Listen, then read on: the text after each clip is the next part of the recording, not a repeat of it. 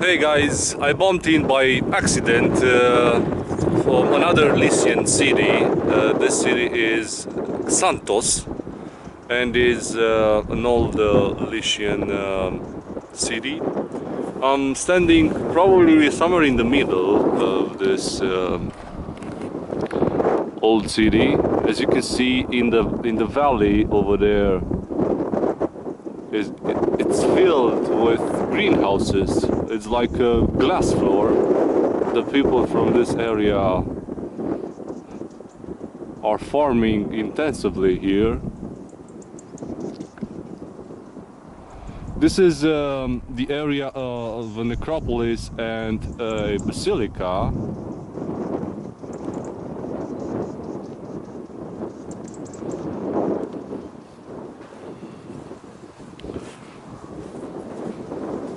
And let's go to the most important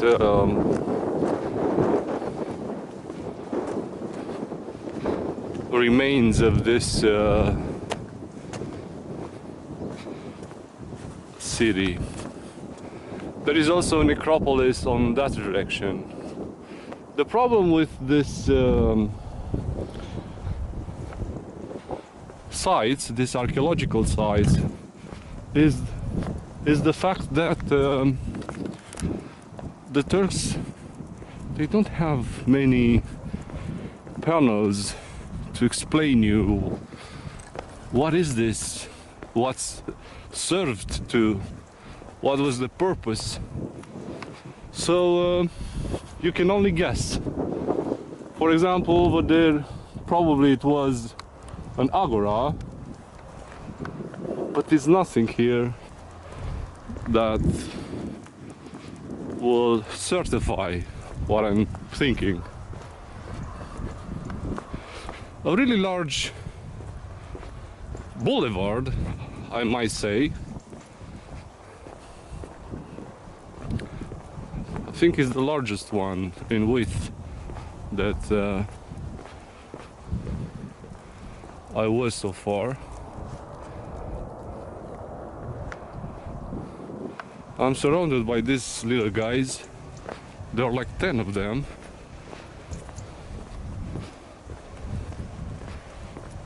They are coming with me all over the place.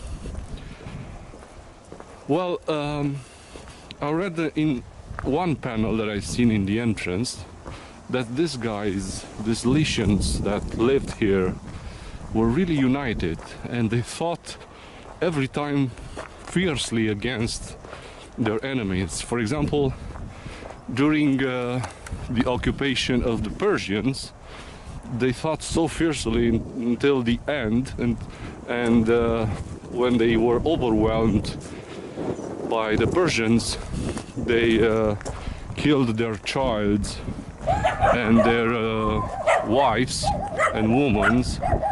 So then they committed suicide. And when they fought against Brutus, the Roman emperor, well, they did it again, and Brutus managed only to capture and enslave about 80 men and several women. So over there's an acropolis. It's the city. It's slightly similar with Tlos, and slightly smaller. Well, this might be the stadium or a second agora. Who knows? There's a panel here. I will try to see if I'm right.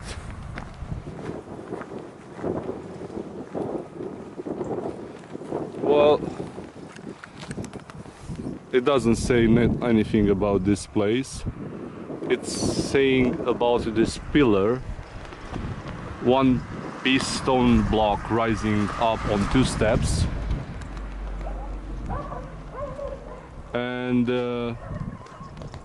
like the Harpy monument, above the tomb, decorated on all four sides with reliefs, is a throne shaped like a lion, on which is a statue of a prince making a magnificent edifice, and it is 11 meters tall.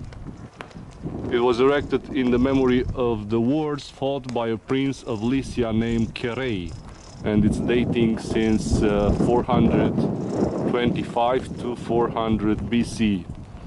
The inscriptions on the sides in the Lycian tongue are the longest known. Well, I definitely enjoying the fact that I bumped into this city and I'm able to witness and see these important facts of history.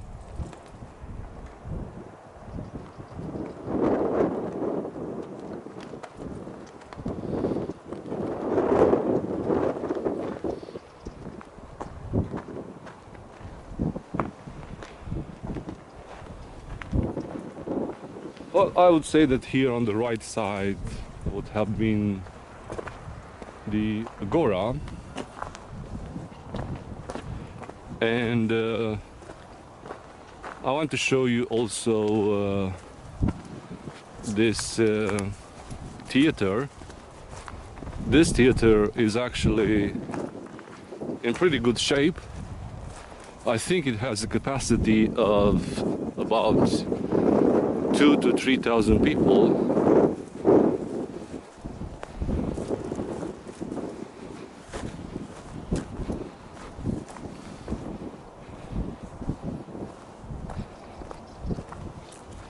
It has two entrances. One is over there,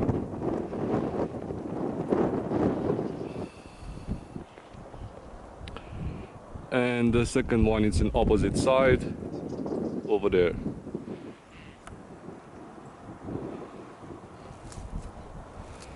In the middle there's a hole, if you can see. I think it was used to drainage, so when the rain would fall heavily, the theater would stay mostly dry.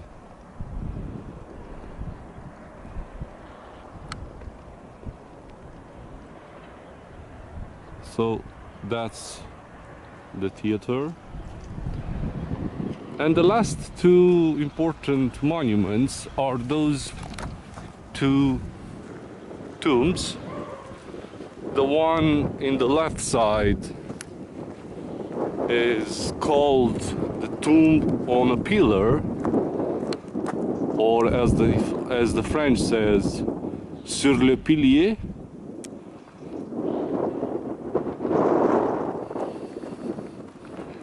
And the last one, this one, it's a little bit different.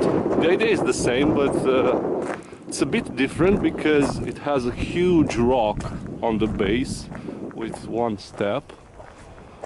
And it's called the Harpy monument. And this sarcophagus consists of one huge piece of rock.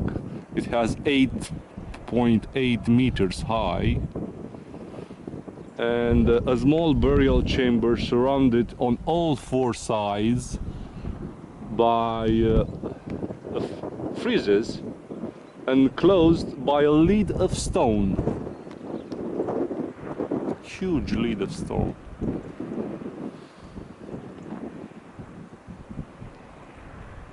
Today, what we see over there, those friezes are only copies. The originals are in British Museum since 1842. And what is interesting is that these friezes are depicting creatures, half female, half bird, called sirens, carrying the souls of the dead, symbolized as baby to heaven. Interesting way of seeing the afterlife. Well, I knew that the sirens are half female, half fish, but here they are saying that half female, half bird. Over there is the entrance in a burial chamber. Well, lots of new interesting things on the road.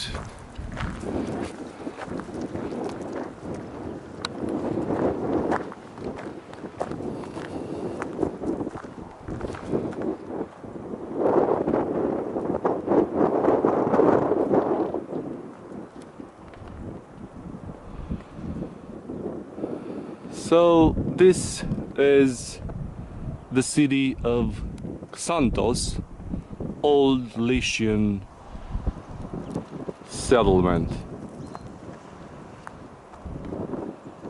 I'll see you next time.